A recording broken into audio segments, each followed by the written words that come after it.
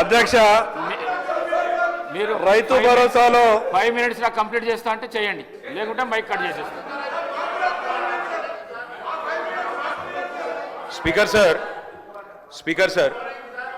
Speaker sir నిజంగా వీళ్ళకి interest ఉంటే డైవర్ట్ కాకండి 10 రోజులు హౌస్ పొడిగించండి, అన్ని అంశాల మీద చర్చ పెట్టండి. నిజంగా ప్రభుత్వానికి ఇంట్రెస్ట్ ఉంటే చర్చ పెట్టండి, మాకు అభ్యంతరం లేదు సార్. నేను ఓన్లీ నా సబ్జెక్ట్ మాట్లాడి కంక్లూడ్ చేస్తా సార్. 10 నిమిషాలు టైం ఇవ్వండి, నేను నా సబ్జెక్ట్ మాట్లాడి. ఇంతమంది డిస్టర్బ్ చేస్తే ఎట్లా సార్? సభ్యులు లేస్తారు, మంత్రులు లేస్తారు. అధ్యక్ష, మేము అందుకే అంటున్నాం సార్, మాకు అన్ని విషయాల్లో స్పష్టత ఉంది, నిజాయితీ ఉంది కాబట్టి నిజాయితీగా చెప్తున్నాం. చాలా పని చేసినాం, కంక్లూడ్ చేస్తున్నా సార్. ఇదేం పద్ధతి? నా విజ్ఞప్తి సార్, మీరే చెప్పినారు బోనస్ ప్రస్తావన నేను చేయలేదు, మీరే చేసినారు, మీ సభ్యులే చేసినారు. 2183 రూపాయల బోనస్ అని చెప్పి మేనిఫెస్టోలో పెట్టింది మీరు. 2183 బోనస్ అనేది దొడ్డు వడ్లకు సంబంధించిందని చెప్పి కేంద్ర ప్రభుత్వం యొక్క ఎంఎస్పీ లెక్క ఉన్నది. బోనస్ ఇస్తామని చెప్పింది దొడ్డు వడ్లకు, ఇవాళ మాట్లాడుతున్నది మాట తప్పి చెప్తున్నది సన్న వడ్లకని. ఇచ్చిన బోనస్ 700 కోట్లు. మళ్ళీ అదే చెప్తున్నా సార్ నేను.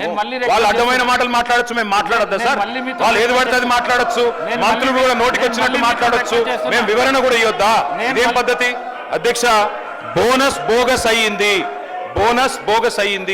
700 కోట్ల బోనస్ ఇచ్చి 7600 కోట్ల రైతు బంధు ఎగ్గొట్టిన మాట ఖచ్చితంగా వాస్తవం. ఇది రాష్ట్రంలోని రైతులకు తెలుసు.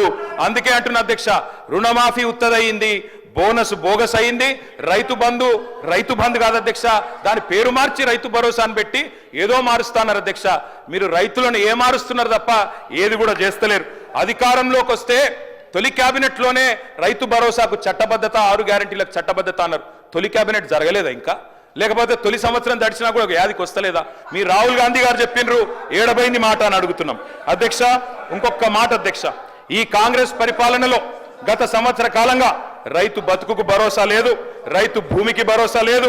పొలంలో ఉండాల్సిన రైతులు ఇవాళ జైళ్లలో ఉండే పరిస్థితి అధ్యక్ష. ఆనాడు ఎప్పుడు ముఖ్యమంత్రి గారు గద్దరన్న యాద్ చేస్తూ ఉంటారు.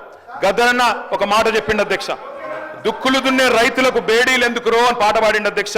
ఇవాళ గద్దరన్న బతుకుంటే ఖచ్చితంగా ఆ పాట మళ్ళా గజ్జగట్టి పాడుతుంది అధ్యక్ష. చివరిగా నేను ఈ ప్రభుత్వానికి చేసే విజ్ఞప్తి ఒకటే, రైతు బంధును యథాతథంగా కంటిన్యూ చేయండి, ప్రజలకిచ్చిన మాట తప్పకండి. ఎట్టి పరిస్థితుల్లో